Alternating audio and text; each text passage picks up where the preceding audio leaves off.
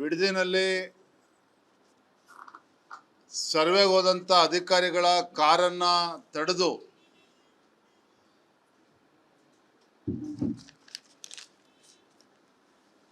ಪರ್ಕೆನಲ್ಲಿ ಹೊಡೆದಿರ್ತಕ್ಕಂಥ ಘಟನೆನ ತಾವು ಉಲ್ಲೇಖ ಮಾಡಿದ್ರಿ.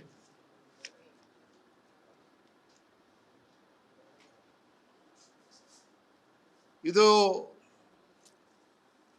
ಈ ರಾಜ್ಯದ ಮುಖ್ಯಮಂತ್ರಿಗಳು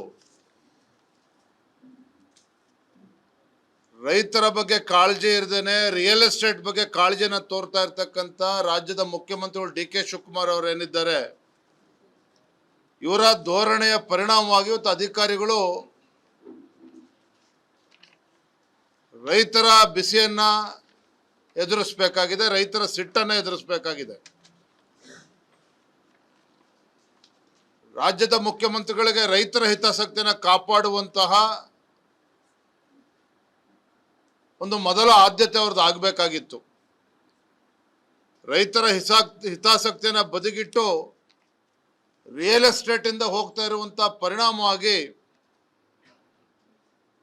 ಇವತ್ತು ರೈತರು ಬೀದಿಗಿಳಿದು ಹೋರಾಟ ಮಾಡುವಂತ ಸನ್ನಿವೇಶ ಬಿಡದಿನಲ್ಲಿ ಇವತ್ತು ನಿರ್ಮಾಣ ಆಗಿದೆ. ನಾನು ಬೀದರ್ನಲ್ಲೂ ಕೂಡ ಮಾತನಾಡ್ತಾ ಹೇಳ್ತಾ ಇದ್ದೆ, ನೂತನವಾಗಿ ಪ್ರಮಾಣ ವಚನನ ಸ್ವೀಕಾರ ಮಾಡಿರುವಂತಹ ಮಾನ್ಯ ಮುಖ್ಯಮಂತ್ರಿಗಳು ಈ ಕಾಂಗ್ರೆಸ್ ಸರ್ಕಾರದ ಅವಧಿಯಲ್ಲಿ ಹಿಂದಿನ 3 ವರ್ಷಗಳ ಕಾಲ ಉತ್ತರ ಕರ್ನಾಟಕದ ಬಗ್ಗೆ ಯಾರು ತಲೆ ಕೆಡಿಸ್ಕೊಳ್ಳೋಕೆ ಸಾಧ್ಯ ಆಗಲಿಲ್ಲ. ಹಿಂದಿನ ಮುಖ್ಯಮಂತ್ರಿಗಳಿಗೆ ಉತ್ತರ ಕರ್ನಾಟಕದ ಅಭಿವೃದ್ಧಿಯ ಬಗ್ಗೆ ಚಿಂತನೆ ಮಾಡಲಿಲ್ಲ, ಕಲ್ಯಾಣ ಕರ್ನಾಟಕದ ಅಭಿವೃದ್ಧಿ ಬಗ್ಗೆ ಚಿಂತನೆ ಮಾಡಲಿಲ್ಲ. ಬೆಂಗಳೂರು ಅಭಿವೃದ್ಧಿ ಆದರೆ ಇಡೀ ಕರ್ನಾಟಕ ರಾಜ್ಯ ಅಭಿವೃದ್ಧಿ ಅನ್ನೋ ಭಾವನೆ ಕಾಣ್ತಾ ಇತ್ತು. ಈಗ ಇರ್ತಕ್ಕಂಥ ಮುಖ್ಯಮಂತ್ರಿಗಳ ಧೋರಣೆನೂ ಕೂಡ ಅದೇ ಆಗಿರುವಂಥದ್ದು. ಬಿಡದಿ ಟೌನ್ಶಿಪ್ ಬಗ್ಗೆ ತೋರ್ತಾ ಇರ್ತಕ್ಕಂಥ ಆತುರ, ಬೆಂಗಳೂರಿನ 2ನೇ ಏರ್ಪೋರ್ಟ್ ಬಗ್ಗೆ ತಲೆ ಕೆಡಿಸ್ಕೊಳ್ತಾ ಇರ್ತಕ್ಕಂಥ ಆತುರ ನೋಡಿದ್ರೆ ಇವ್ರ ಹಣೆ ಬರೋನು ಇಷ್ಟೇ ಅಂತಕ್ಕಂಥದ್ದು ಸ್ಪಷ್ಟವಾಗಿ ಗೊತ್ತಾಗ್ತಾ ಇದೆ. ಬಿಡದಿನಲ್ಲಿ ಸರ್ವೆಗೆ ಹೋದಂಥ ಅಧಿಕಾರಿಗಳ ಕಾರನ್ನ ತಡೆದು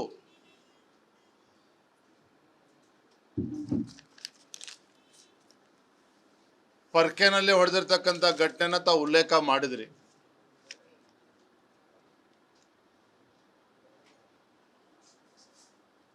ಇದು ಈ ರಾಜ್ಯದ ಮುಖ್ಯಮಂತ್ರಿಗಳು ರೈತರ ಬಗ್ಗೆ ಕಾಳಜಿ ಇರದೇನೆ ರಿಯಲ್ ಎಸ್ಟೇಟ್ ಬಗ್ಗೆ ಕಾಳಜಿನ ತೋರ್ತಾ ಇರ್ತಕ್ಕಂಥ ರಾಜ್ಯದ ಮುಖ್ಯಮಂತ್ರಿಗಳು ಡಿ ಕೆ ಶಿವಕುಮಾರ್ ಅವರು ಏನಿದ್ದಾರೆ, ಇವರ ಧೋರಣೆಯ ಪರಿಣಾಮವಾಗಿ ಇವತ್ತು ಅಧಿಕಾರಿಗಳು ರೈತರ ಬಿಸಿಯನ್ನ ಎದುರಿಸಬೇಕಾಗಿದೆ, ರೈತರ ಸಿಟ್ಟನ್ನು ಎದುರಿಸಬೇಕಾಗಿದೆ. ರಾಜ್ಯದ ಮುಖ್ಯಮಂತ್ರಿಗಳಿಗೆ ರೈತರ ಹಿತಾಸಕ್ತಿಯನ್ನು ಕಾಪಾಡುವಂತಹ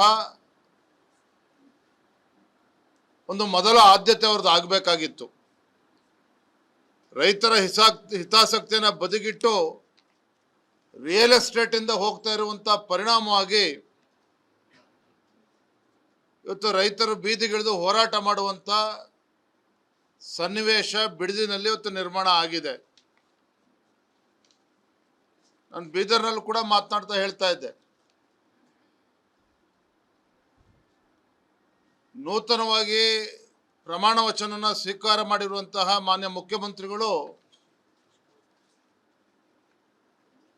ಈ ಕಾಂಗ್ರೆಸ್ ಸರ್ಕಾರದ ಅವಧಿಯಲ್ಲಿ ಹಿಂದಿನ 3 ವರ್ಷಗಳ ಕಾಲ ಉತ್ತರ ಕರ್ನಾಟಕದ ಬಗ್ಗೆ ಯಾರು ತಲೆ ಕೆಡಿಸ್ಕೊಳ್ಳೋಕೆ ಸಾಧ್ಯ ಆಗಲಿಲ್ಲ. ಹಿಂದಿನ ಮುಖ್ಯಮಂತ್ರಿಗಳಿಗೆ ಉತ್ತರ ಕರ್ನಾಟಕದ ಅಭಿವೃದ್ಧಿಯ ಬಗ್ಗೆ ಚಿಂತನೆ ಮಾಡಲಿಲ್ಲ, ಕಲ್ಯಾಣ ಕರ್ನಾಟಕದ ಅಭಿವೃದ್ಧಿ ಬಗ್ಗೆ ಚಿಂತನೆ ಮಾಡಲಿಲ್ಲ. ಬೆಂಗಳೂರು ಅಭಿವೃದ್ಧಿ ಆದರೆ ಇಡೀ ಕರ್ನಾಟಕ ರಾಜ್ಯ ಅಭಿವೃದ್ಧಿ ಅನ್ನೋ ಭಾವನೆ ಕಾಣ್ತಾ ಇತ್ತು.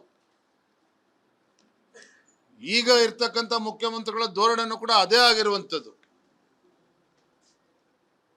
ಬಿಡದಿ ಟೌನ್ಶಿಪ್ ಬಗ್ಗೆ ತೋರ್ತಾ ಇರ್ತಕ್ಕಂಥ ಆತುರ, ಬೆಂಗಳೂರಿನ 2ನೇ ಏರ್ಪೋರ್ಟ್ ಬಗ್ಗೆ ತಲೆ ಕೆಡಿಸ್ಕೊಳ್ತಾ ಇರ್ತಕ್ಕಂಥ ಆತುರ ನೋಡಿದ್ರೆ ಇವ್ರ ಹಣೆ ಬರೋನು ಇಷ್ಟೇ ಅಂತಕ್ಕಂಥದ್ದು ಸ್ಪಷ್ಟವಾಗಿ ಗೊತ್ತಾಗ್ತಾ ಇದೆ.